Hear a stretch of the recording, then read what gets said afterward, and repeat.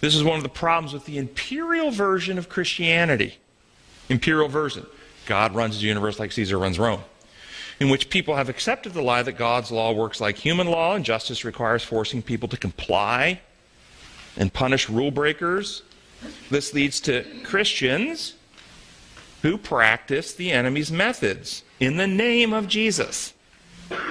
In the Dark Ages, burning people at the stake, the Salem witch trials, Galileo being imprisoned, slavery, burning crosses in people's yards, the Nazi Germany, Rwanda.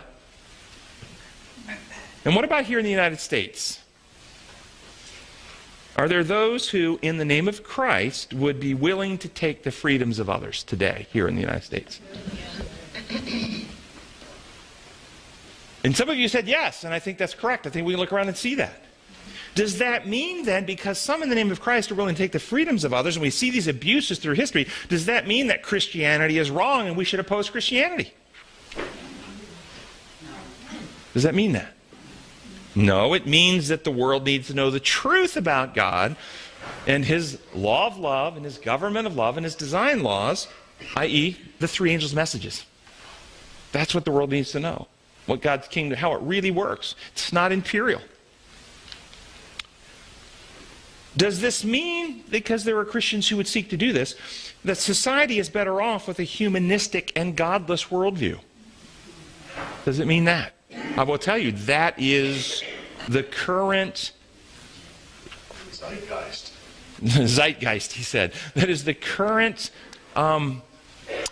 idea being advanced through much of the media in our society, that the world is better off with a humanistic and godless worldview.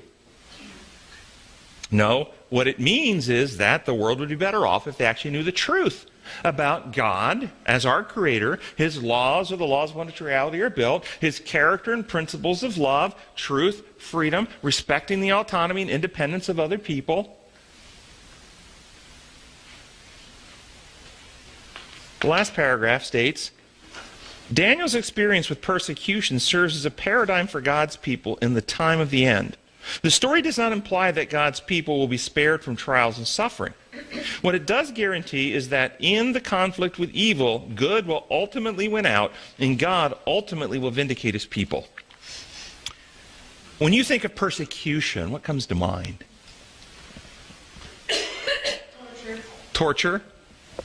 We see some places in the world where Christians are being beheaded, stoned. When you think of what you might face in the future, potential persecution, do you think of 1 Corinthians 10:13? No temptation has overtaken you except as is common to man, and God is faithful and not allow you to be tempted more than you're able, but with the temptation provide a way of escape that you might be able to bear it. Does that come to you? Think of persecution, do you immediately think of the promise that you will never be faced with something more than you can bear? Should you? Should that be kind of in your mind? Anytime the persecution comes, there's a promise that you have a way of escape. But if you believe that promise, which I do, but first off, have you ever had it fulfilled in your life? I have. I've had escapes open when I was pressured. Have you? Yes.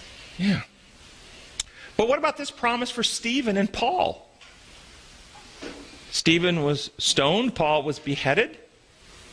What about the promise for them? Do other Bible texts come to mind, like Matthew 10:28, Jesus speaking, "Do not be afraid of those who can kill the body, but cannot kill the soul." What does that mean?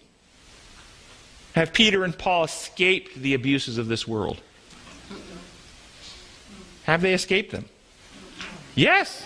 They're no longer being abused. They're beyond temptation. They're beyond harassment. They're beyond persecution. They can't be harmed. They will never experience pain, suffering, torment, torture again, will they? They're beyond it. In this context, the body is not important, the soul is. In the context, body is not important, soul is, he said.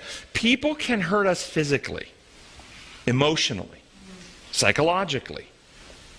But other people cannot damage your soul, your character. Your soul, your character, is only damaged by your choices.